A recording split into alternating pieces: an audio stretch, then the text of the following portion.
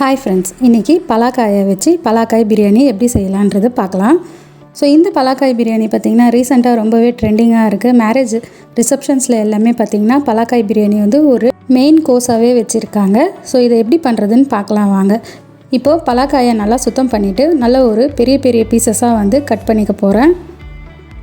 So இந்த pieces எல்லாமே பார்த்திங்கன்னா பார்க்குறதுக்கு உங்களுக்கு சிக்கன் மாதிரியே இருக்குது. பாருங்கள், இந்த அளவுக்கு பெரிய பெரிய பீசஸாக நான் போட்டுக்க போகிறேன். இதை வந்து கருகாமல் இருக்கிறதுக்கு தண்ணியில் போட்டு வச்சுக்கிறேன். ஒரு பேனில் கொஞ்சமாக எண்ணெயை ஆட் பண்ணிவிட்டு கட் பண்ணி வச்சுருக்க பலாக்காயை இதில் ஆட் பண்ணிக்கிறேன். தேவையான அளவு உப்பு சேர்த்துட்டு இதை வந்து நல்லா வதக்கி எடுத்துக்கணும். அப்போ தான் இந்த பலாக்காயில் இருக்க துவர்ப்பு தன்மை வந்து வெளியே வந்துடும். ஸோ இப்போ பிரியாணிக்கு தேவையான மசாலா எல்லாம் ரெடி பண்ணிக்கிறேன். வெங்காயம், தக்காளி, பச்சை மிளகா, புதினா, பட்டை, லவங்க, கிராம்பு, இஞ்சி பூண்டு பேஸ்ட்டு, லெமனு, தயிர் இது எல்லாத்தையும் ரெடி பண்ணி எடுத்து வச்சுக்கிறேன். ஒரு 200 கிராம் அளவுக்கு எண்ணெயை ஆட் பண்ணிவிட்டு மசாலா பொருட்கள் ஆட் பண்ணிக்க போகிறேன். நீல வாக்கில் கட் பண்ணி வச்ச வெங்காயம் ஆட் பண்ணிக்க போகிறேன். இது வந்து ஒரு 2 மீடியம் சைஸ் வெங்காயம் இருக்கும். வெங்காயம் வந்து நல்லா வதக்கிக்கணும். வெங்காயம் எந்த அளவுக்கு வதங்குதோ அந்த அளவுக்கு வந்து டிஷ் வந்து நல்லா டேஸ்டியாக வரும். ஸோ நல்லா வதக்கிக்கலாம். வெங்காயத்தோட கலர் சேஞ்ச் ஆகிடுச்சு. ஸோ இப்போ வந்து தக்காளி ஆட் பண்ணிக்கலாம். இதுவுமே பார்த்திங்கன்னா ஒரு 3 மீடியம் சைஸ் தக்காளி இருக்கும். ஸோ இதெல்லாம் வதங்கிறதுக்கு தேவையான உப்பை ஆட் பண்ணிக்கிறேன். நல்ல குழைவாக வெந்து வரணும். வெங்காயமும் தக்காளியும் ஒன்று சேர குழஞ்சி வந்திருந்தால் தான் நல்லாயிருக்கும் டிஷ்ஷு.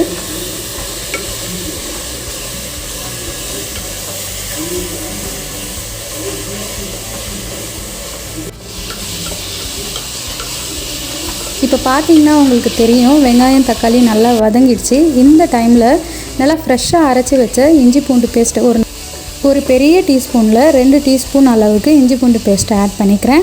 இஞ்சி பூண்டு வாட போகிற அளவுக்கு நல்லா வதக்கிக்கணும்.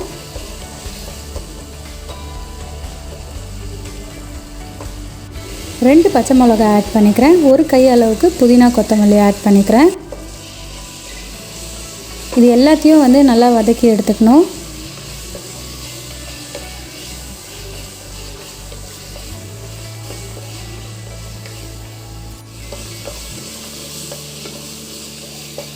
காரத்துக்கு தனி மிளகாத்தூள் ஆட் பண்ணிக்கிறேன். ஸோ பிரியாணி செஞ்சிங்கன்னா கண்டிப்பாக தனி மிளகாத்தூளில் செஞ்சால் தான் உங்களுக்கு டேஸ்ட் வந்து நல்லா இருக்கும். குழம்பு மிளகாத்தூள் ஆட் பண்ணிங்கன்னா அந்தளவுக்கு டேஸ்ட் இருக்காது. ஸோ இதுக்கு தேவையான அளவு தயிர் ஆட் பண்ணிக்கிறேன். ஒரு 1/2 கப்பு அளவுக்கு இருக்கும். ஸோ எல்லா மசாலாவும் ஒன்று சேர வதங்கிடுச்சு. எண்ணெயும் நல்லா பிரிஞ்சு வந்துடுச்சு. இந்த ஸ்டேஜில் வதக்கி வச்ச பலாக்காயை இதில் ஆட் பண்ணிக்கிறேன்.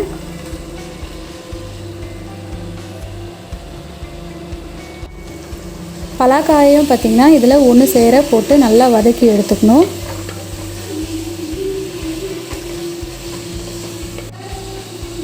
நல்லா வதங்கிடுச்சு. பார்க்கறதுக்கே பாருங்கள், நல்லா ஒரு சிக்கன் பீஸ் மாதிரி இருக்குது.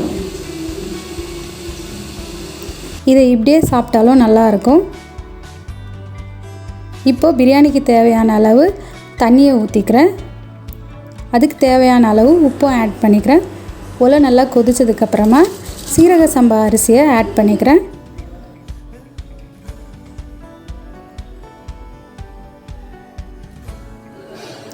கடைசியாக நெய்யை ஆட் பண்ணிக்கிறேன். இப்போது இதை மூடி வச்சு ஒரே ஒரு விசில் வர வரையும் வெயிட் பண்ணிவிட்டு, விசில் வந்ததுக்கப்புறமா ஒரு 5 நிமிஷம் தம் போட்டு எடுத்திங்கன்னா நமக்கு சூப்பரான பலாக்காய் பிரியாணி ரெடி ஆகிடுச்சு. அவ்வளோதான். அப்படியே வீடே பார்த்திங்கன்னா கம கம கமன்னு இருக்குது. ஒரு மட்டன் பிரியாணி செஞ்சால் எந்த அளவுக்கு ஸ்மெல் இருக்குமோ அதே அளவுக்கு வீடு ஃபுல்லாக நல்லா ஸ்மெல்லாக இருக்குது. ஸோ இது பார்க்குறதுக்கும் பார்த்திங்கன்னா சிக்கன் பீஸ் மாதிரியும் இருக்குது. நான் இந்த பலாக்காய் பிரியாணி பார்த்திங்கன்னா ஃபஸ்ட் டைம் செஞ்சுருக்கேன். மஷ்ரூம் பிரியாணி, பன்னீர் பிரியாணி, வெஜிடபிள் பிரியாணி, இது மாதிரி நிறைய டைப்ஸ் ஆஃப் பிரியாணி செஞ்சுருக்கேன். பலாக்காய் பிரியாணி பார்த்திங்கன்னா இது ஃபஸ்ட் டைம் செஞ்சுருக்கிறதால இது எப்படி இருக்குன்னு சாப்பிட்டு பார்க்கணுன்ட்டு ரொம்ப ஆர்வமாக இருக்குது. பார்க்குறதுக்கு பார்த்திங்கன்னா ரொம்பவே டெம்டிங்காக இருக்குது. இப்போ இதை பிளேட்டில் பரிமாறிடலாம்.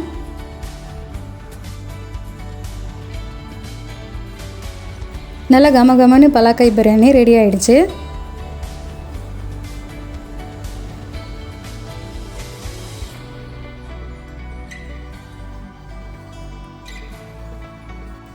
ஸோ இந்த பிரியாணியோட டேஸ்ட் பார்த்திங்கன்னா சிக்கன் பிரியாணியோட டேஸ்ட் இருக்குது. ஸோ கண்டிப்பாக ட்ரை பண்ணி பார்த்துட்டு எப்படி இருந்ததுன்ட்டு கமெண்ட்டில் சொல்லுங்கள். தேங்க்யூ.